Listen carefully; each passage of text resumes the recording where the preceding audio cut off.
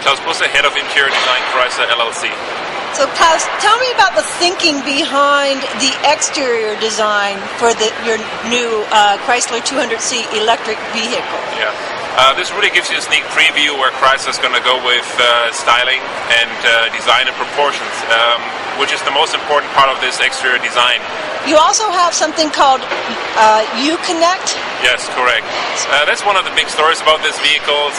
Like for the exterior, it's the powertrain with the electric propulsion, but for the interior, it's the whole Uconnect story. We wanted to show our commitment to that technology, generations beyond, and we have a great story to tell on the interior on Uconnect. First time in the industry, we show a frameless and concave touchscreen. If you had any experience with touchscreen, they usually come in a box like square and flat.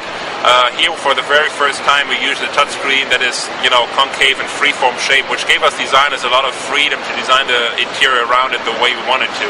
Well, let's go inside. Absolutely. Now we're inside the vehicle, and now here you see this beautiful touchscreen that is freeform shape, concave, something that has not been done before. And we use a smartphone to actually communicate to the car. So today we all use key fobs. Well, this is what we call the phone fob, and I can use it to unlock the vehicle. And now you see this pulsating button becoming alive. And just by the touch of my finger, you see this all working. It starts up, and it greets me as Jill. This is Jill's phone. And to show you what this touchscreen can do, it's gesture-based like some of the new generation smartphones. And with the press of a button, I have access to all kinds of music. We have live satellite radio feed. I can go to Jill's playlist, which is automatically connected to the car.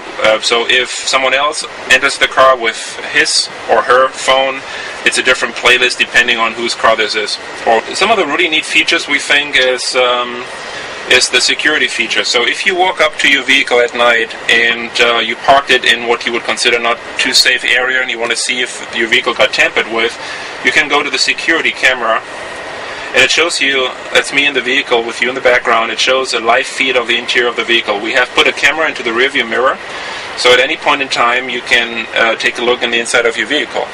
And because this the connectivity is done over the 3G satellite network, you can be in Sydney on a business trip, your car can be parked at O'Hare, and you can still have a live feed of the interior of your vehicle and check.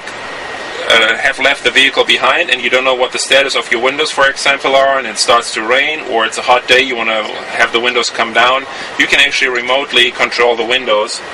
And I'm going to pull them up, and I can move them down just by the switch of the button. Another thing that's pretty neat is when you come back from your business trip and you don't know where your car is located because you were maybe gone for a week or two, you press the Find Car button and it guides you to that vehicle using a little map. Whole touchscreen and going away from any mechanical button is that you can personalize the look of the vehicle. So now I have an analog speedometer, which some people might like, some people don't. I can go to a digital speedo, and now you see in the background it just switched to a digital display, and I can go back to analog. You can customize the look at any point and then save it, and every time he enters or she enters the vehicle, it's going to be set up to the person's personal liking. What happens if satellite goes down? It uses any connectivity technology, so you can Wi-Fi. If you're closer to the vehicle, it's using Wi-Fi. If you're actually inside the vehicle, it's going to use Bluetooth. What if you don't have an iPhone? It doesn't need an iPhone, it's any smartphone. But if you prefer just the good old way we have it today, you still get a key with the vehicle. Will this be in the first vehicle that has electric vehicle range extender? Again, that's something we'll announce when that time comes. Klaus, thank you very much. You're more than welcome. Thank you.